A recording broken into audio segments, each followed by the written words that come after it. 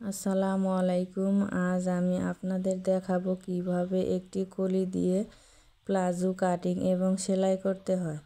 তো এখানে কিন্তু আমি 2 ভাঁজে 4টি পার্ট নিয়েছি। তো ভিডিওটি অবশ্যই শুরু থেকে শেষ পর্যন্ত দেখবেন, দেখলে আপনারাও এই প্লাজোটি তৈরি করতে পারবেন। এপাশে কিন্তু আমি বন্ধ সাইড নিয়েছি, এপাশে খোলা সাইড। তো এদিকে আমি 4টি পার্ট নিয়েছি, 4টি কিন্তু পায়ের অংশ আছে। তো প্রথমে আমাদের রাবার ঘরের জন্য নিতে হবে।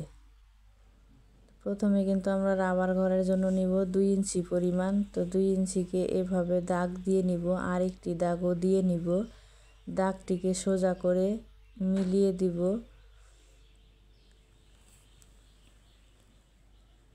তো যেহেতু সালোয়ারটি প্লাজোটি আমি কাটিং করব 40 ইঞ্চি লং,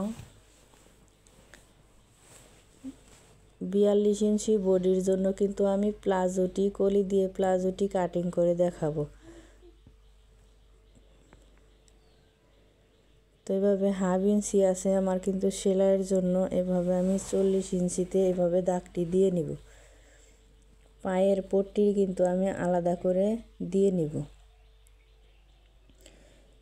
তো এবার 40 ইঞ্চি বডির জন্য আমাদের নিতে হবে 18 ইঞ্চি। তো আমরা যদি লংটি যত বেশি, তো 40 ইঞ্চি লং যেহেতু 18 ইঞ্চি নিয়েছি, আপনারা যদি আরও শর্ট নেন তো আরও আপনারা 2 ইঞ্চি কম নিতে পারেন হাইয়ের মাপটি।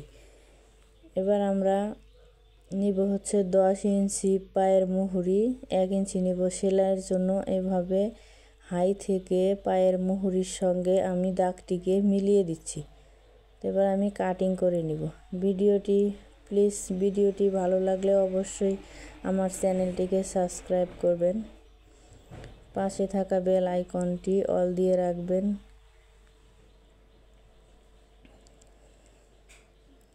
দেখুন এভাবে কিন্তু আমি কেটে দিয়েছি।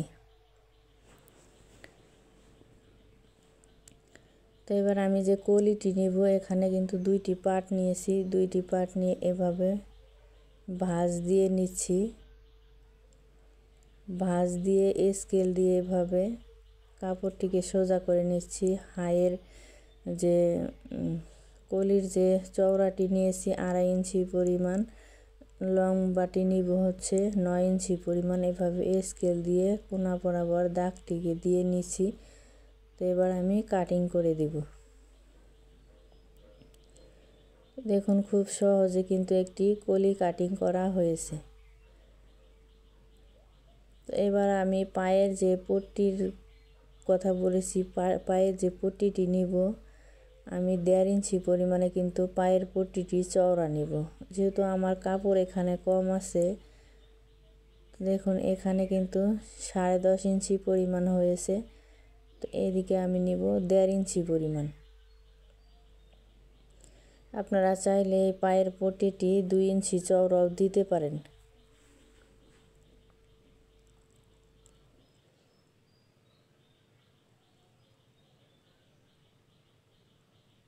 এবার আমি সেলাই করে দেখাবো। দেখুন আমরা যেহেতু এক কালার কাপড়, সোজা সাইড আর উল্টো সাইড নেই, তো আমরা যে কোনো এক সাইড থেকে কিন্তু একটি পার্টের হাইয়ের অংশ থেকে এভাবে কলিটি সেট করে নিব।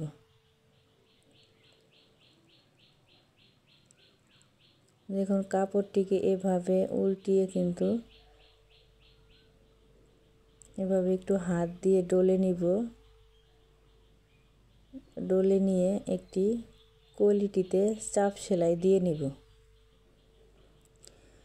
তো ভিডিওটি যদি আপনারা মনোযোগ দিয়ে দেখেন, একেবারে যারা নতুন সেলাই কাজে তারাও কিন্তু খুব সুন্দর করে এই প্লাজোটি কলি দিয়ে আপনারা তৈরি করতে পারবেন। তো দেখুন এভাবে কিন্তু আমি নিয়েছি, এভাবে কিন্তু আমি আরেকটি যে পার্ট নিয়েছি সালোয়ারের, কিন্তু আরেকটি পার্টের সঙ্গে এটা জয়েন করে দিব।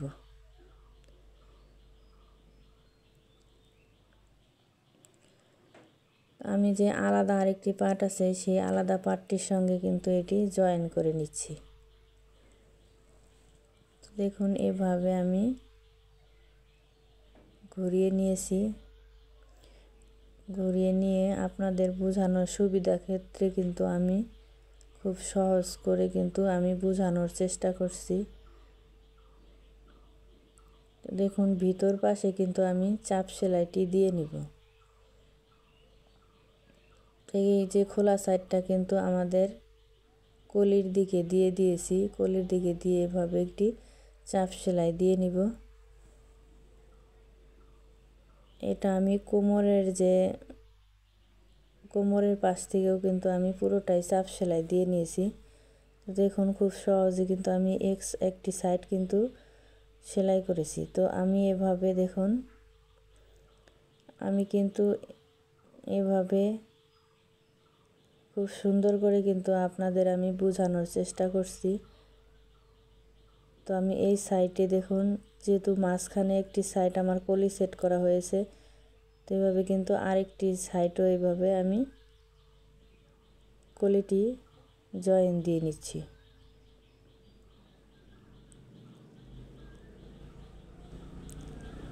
তো এইভাবে আমি উল্টিয়ে কিন্তু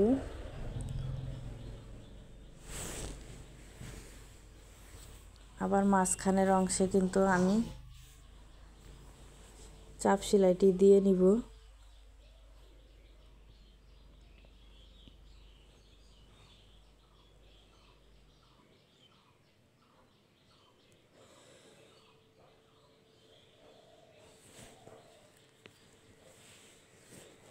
তো এবার কিন্তু আরেকটি যে খোলা সাইড আছে, এই খোলা সাইডটির সঙ্গে কিন্তু এভাবে আমাদের জয়েন দিতে হবে। তো আমরা দেখব এই সাইড থেকে সমান করে ধরে আমাদের এখানে ছোট বড় আছে কিনা।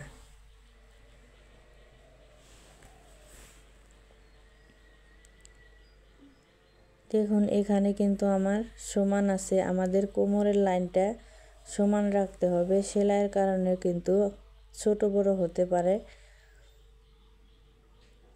দেখুন এখান থেকে আমি কিন্তু এভাবে জয়েন দিয়ে নিচ্ছি।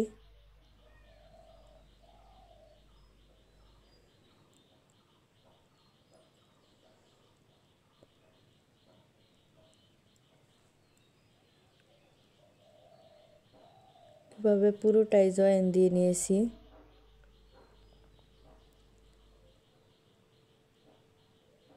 এবার এভাবে কিন্তু আমি কলিটায় যে সাইডে আছে কলির সাইডে কিন্তু এভাবে আমি ভাঙাটি দিয়েছি।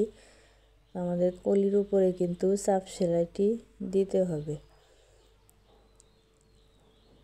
দেখুন দুইটি কলির সাইড কিন্তু আমি আপনাদের সেলাই করে খুব সহজে কিন্তু দেখিয়েছি। বুঝতে না পারলে ভিডিওটি আবার অবশ্যই দেখবেন। তো এই পাশে যে আমি পায়ের মুহুরিটি যে সেলাই করব, মুহুরিটি সেলাই করে যে দেখুন পট্টিটি যে জয়েন দিব, আমি কিন্তু ভালো পাশটা কিন্তু পায়ের মুহুরির উপর পাশে রেখেছি। রেখে কিন্তু এভাবে পট্টিটি জয়েন দিয়ে নিয়েছি। তো এভাবে আমি একটু হাত দিয়ে ডলে ভেঙে নিব। দেখুন ভেঙে কিন্তু এভাবে ডলে নিচ্ছি। যেহেতু আমার পায়ের সাইড এ পাশে কিন্তু আমি ভাঙবো না। আমি 1.5 ইঞ্চি পরিমাণে কিন্তু এভাবে সেলাই দিয়ে নিব।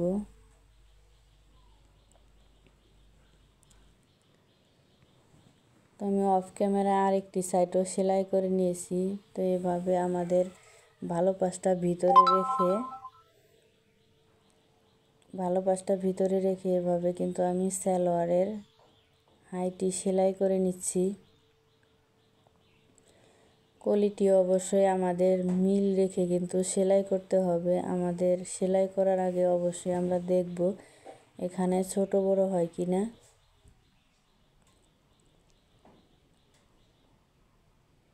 আমরা যে সালোয়ারের হাইটি সেলাই করব হাত দিয়ে কিন্তু টেনে টেনে সেলাই করব, এতে ফিনিশিংটা সুন্দর আসবে। আমরা পায়ের মুহুরিটি দেখব সমান আছে কিনা। তো আমি 1 ইঞ্চি পরিমাণ বাদ রেখে কিন্তু সেলাই করেছি। তো আমি আরেকটি মুহুরির সঙ্গে এভাবে মেপে দেখব মুহুরিটি ঠিক আছে কিনা। তো এখানে কিন্তু আমাদের অবশ্যই ডাবল করে সেলাই দিব।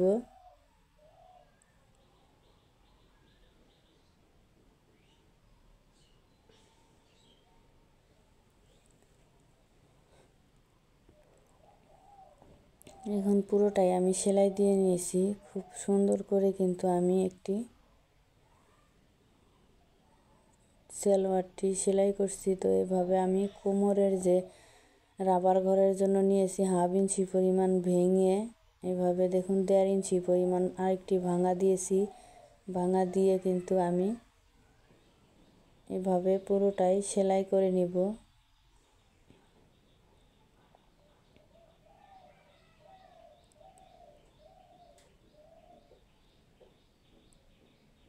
পুরোটাই কিন্তু আমি এভাবে সেলাই করে নিচ্ছি। আমি 1/2 ইঞ্চি পরিমাণ বাদ রেখে কিন্তু এভাবে একটি স্টিচ দিয়ে নিচ্ছি, যেহেতু রাবার ভরে দিব। তো মাঝখানে এভাবে আমি স্টিচ দিয়ে দুই পাশে 2টা এলাস্টিক দিব, এই জন্য আমি মাঝখান দিয়ে একটি সেলাই দিয়ে নিচ্ছি। দেখুন পুরোটাই আমার সেলাই করা হয়ে গেছে।